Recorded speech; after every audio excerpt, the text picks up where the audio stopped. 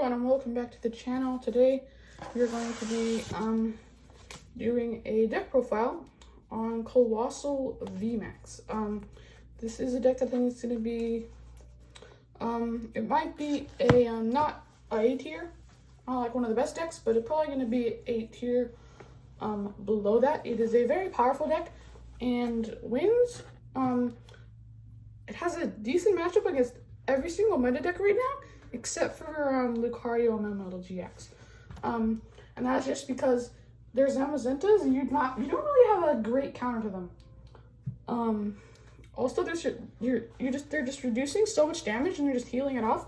It's very difficult for you to keep up. And start in your first attack. That does 40 damage, and you discard the top card of your deck. If it's an energy, it does on 30, and you attach it to it. Is not doing that much damage. So your main thing you want to do at the early stage of the game is not doing very much damage. So that can be very hindering for this deck. Also, so we are playing one minor little tech. And that is it. I just don't want to think about that matchup. You have to change your deck a lot in order to have at least a chance to do well in that matchup. So yeah, we're gonna get right into the list. So for Coalossal VMAX, we're gonna this list is built to be as consistent as possible. So we're gonna be playing a 4/4 Coalossal line. The V is not very good. The VMAX is pretty good. That's where I can deck around. So yeah, 4/4 line, we're going to be as consistent as possible with this deck. That's one of the things that makes it just so good. We can win games very consistently. For Jirachi, we're playing sort of Jirachi engine. Playing 4 because we can start with it. It just helps our consistency that much more. And this is for 2. We're only playing 2 Oranguru. I've seen 2, I've seen 3, and I've seen even 4. But the reason that we're playing 2 is because, only 2, is because we're not going to need that much. We only really need it on 2 points of the game. And that is when you're in the early stages of the game, which you're only going to need to usually attack with your attack once. Or you're in the middle to late stage of the game where you're getting the second one rolling. So I really don't think 4. I think 4 is a waste of space. So 2 is just going to be good here. One Mimikyu, that is our mild tech for Luke Metal. It's not much, but it can help a little bit sometimes. So we're just one card. It seems fine. Also, since our first attack isn't doing a huge amount of damage, and Mallow Lana does exist, which is one of the huge problems of the Luke Metal matchup. We're just one of those. And then one Crobat. That's our only consistency Pokemon. And that is what makes this this deck's ADPization matchup very good. We can have a huge Coalossal that can tank an Ultimate Ray and a Brave Blade if you get the right combo cards. It can tank 2 Brave Blades, which is nuts to think about if you get the right combo cards. So Crobat, we only need 1, so it helps against ADPization. But also, we're just such a consistent build. We're only ever going to need a Crobat 0 to 1 times a game. Which, so yeah. 1 Crobat for research, best draw. I should not talk anymore about that. Marnie, Disruption, another very good draw supporter.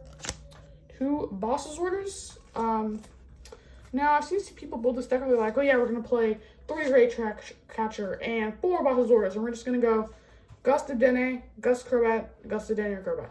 That's our game. And I hard disagree. I don't think that's the way to build it at all.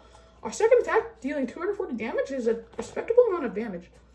So we're only really playing 2, just so we can just have that burst GX, if you know that GX attack kind of thing for 1 energy.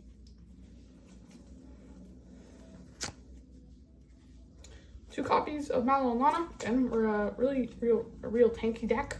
So we're gonna be playing that Mallow Lana so we can heal off your damage. If you get a buff padding, stone fighting energy, and 1 Mallow Lana heal off, you can tank 2 Brave Blades, just those 3 combination of cards. So Mallow Lana is just a very, very powerful cards in this deck. one Viridian Forest, so we can stream our energy if we need to, and also it's just a way that we can find our energy of Stellar Wish, because it's very important to get a thermal energy attachment, I think. And then one Martial Arts Dojo.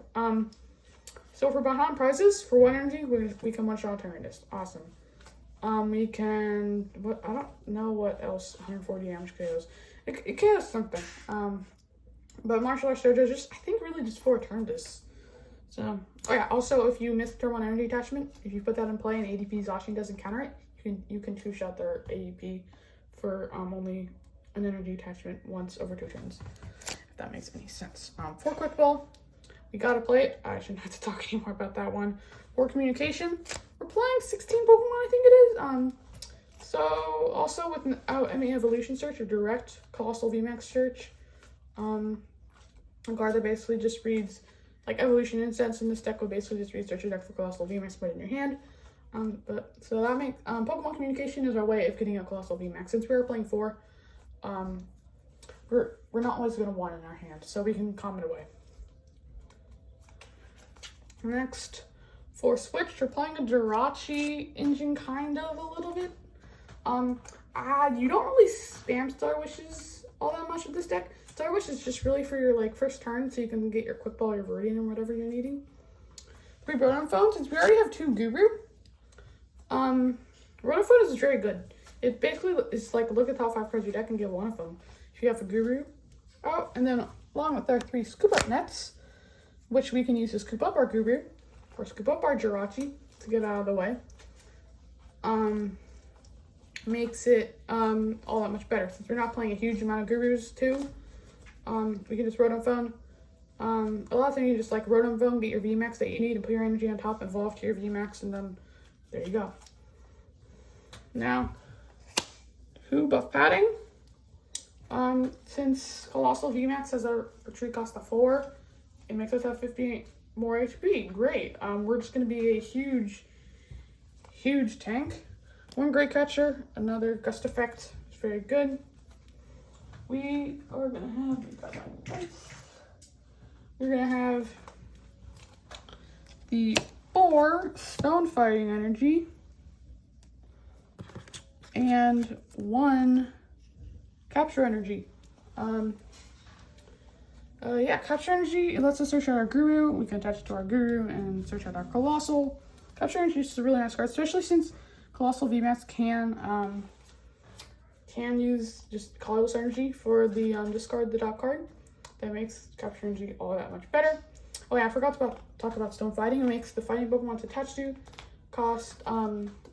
take 20 less damage from your opponent's attacks. So you can get like 2 of those and then or a buff padding and 1 of those and essentially have 400 HP, which is just huge, crazy. And then we have 6 basic fighting energy. And that was going to be the deck list. Before we go, I'd like to give a shout out to the Slowpoke Well. He gave me the link for these translated Japanese cards that are gonna be releasing a Vivid Voltage, and I was like, hey, I made a Coalossal deck. It's super insane, super good. And he was like, oh, my Coalossal deck isn't getting where I don't think Coalossal is very good. And then I gave him my list, and he did a video on it. So if you want to see his variation of kind of this exact list, then go check out his channel. He's really awesome. He does deck profiles, a little bit more on the rogue side, but yeah, he is just really awesome. So that was gonna do it for this video. Hope you guys enjoyed, and I will see you guys in the next video. Bye.